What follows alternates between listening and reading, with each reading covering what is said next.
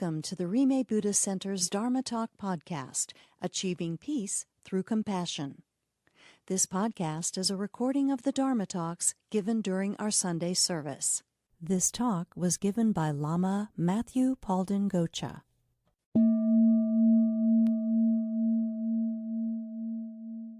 So today's talk is Skeletons and Sutras, Seeing Impermanence this Halloween. Hence the reason for those in the back, we have skulls and skeletons, Halloween candy, all the fun stuff this time of year. Several years ago, my wife and I went to the Oddities and Curiosities Expo. If anyone's ever been there, it's a lot of fun.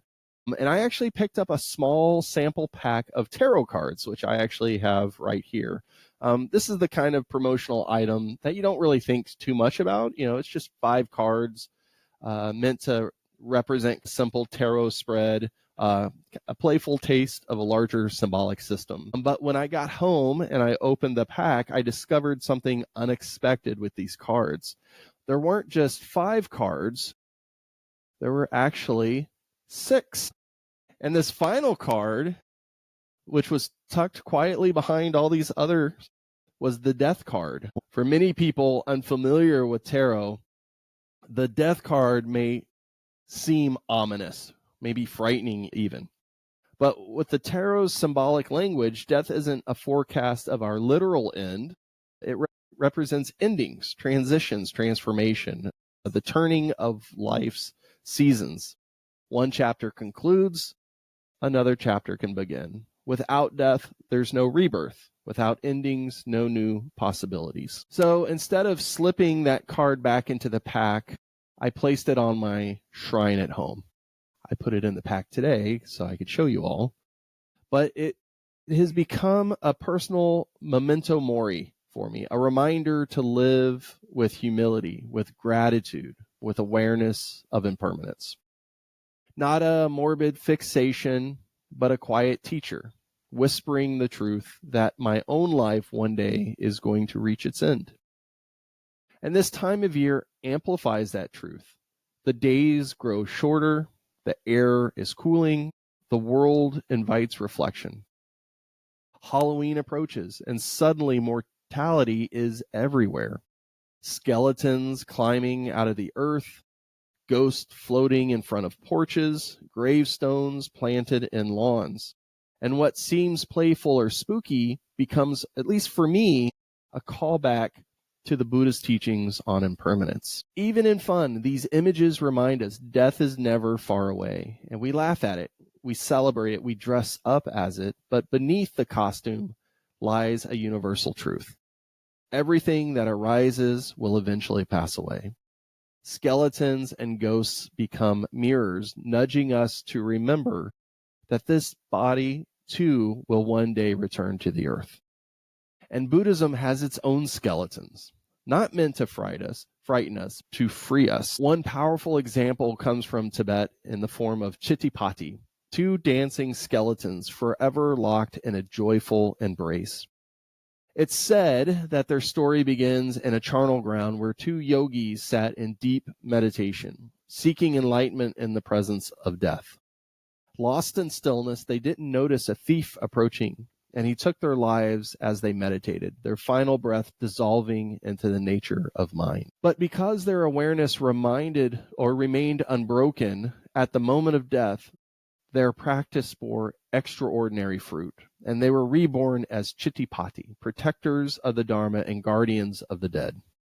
And rather than becoming vengeful spirits, they emerged radiant and unafraid, bones shining white as moonlight, and their dance is celebration, a reminder that when we embrace impermanence fully, fear dissolves into freedom. The Chittipati whirl and sway, their rib cages exposed, holding skulls and skeletons, laughing in the face of death, not out of mockery, but out of wisdom and joy. And they show us that what we fear most can become our greatest liberation. They protect practitioners from those still caught in confusion and harmful intentions. And they point us towards a powerful truth. When death is no longer the enemy, nothing can hold us back from awakening. In Buddhism, contemplating impermanence isn't meant to depress us. It's a doorway into wisdom. Why? Because if nothing lasts, then everything is precious.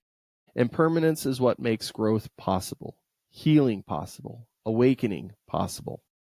Halloween, in its own quirky way, points to this sacred cycle: life, death, and renewal. Nature teaches this too. The leaves in fall, the branches go bare, life withdraws into the roots. Yet beneath the soil, next spring is already preparing. Likewise, rebirth isn't only about a future life, it's the truth of this moment. One thought ends, another arises. Every moment dies, so the next can be born. The Mahayana Sutra, the Playing Full, tells us, the three worlds are unstable, like autumn clouds. The birth and death of beings is like watching a play. Life passes quickly, like a lightning bolt in the sky or a mountain stream. A lightning bolt, a rushing stream, here and then gone.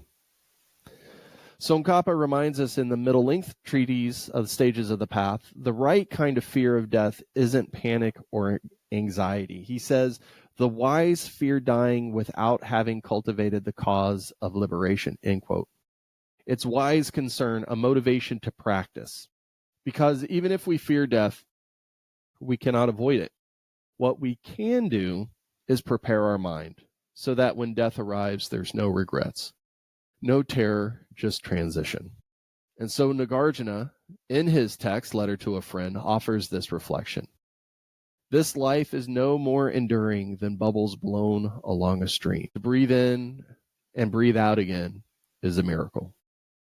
To fall asleep and to awaken is also a miracle.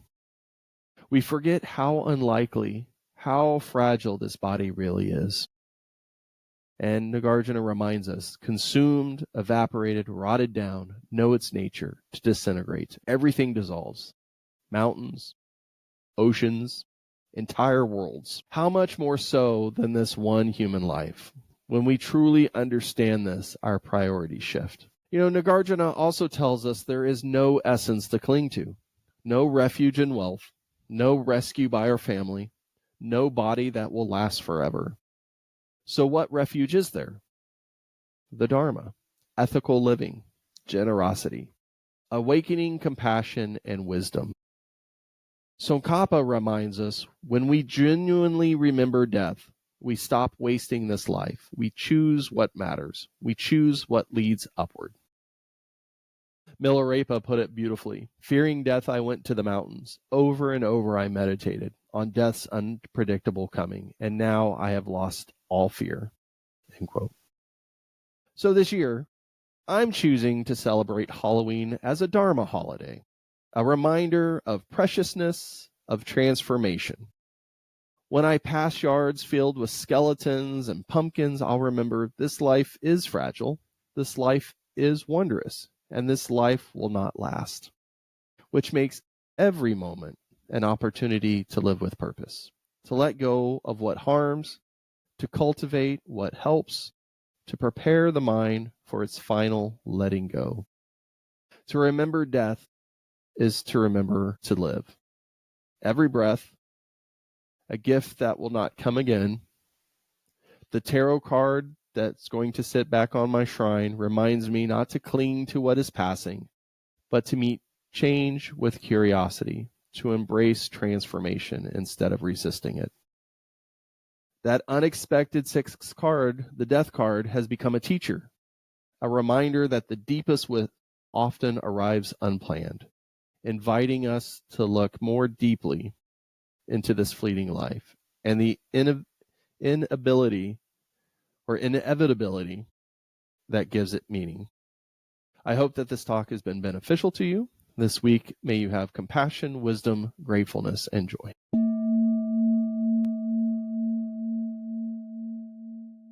Thank you for listening to the Rime Buddhist Center's Dharma Talk podcast.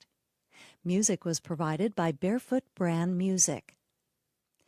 Please consider supporting the Rime Buddhist Center by making a donation at our website at www.rimecenter.org/donate.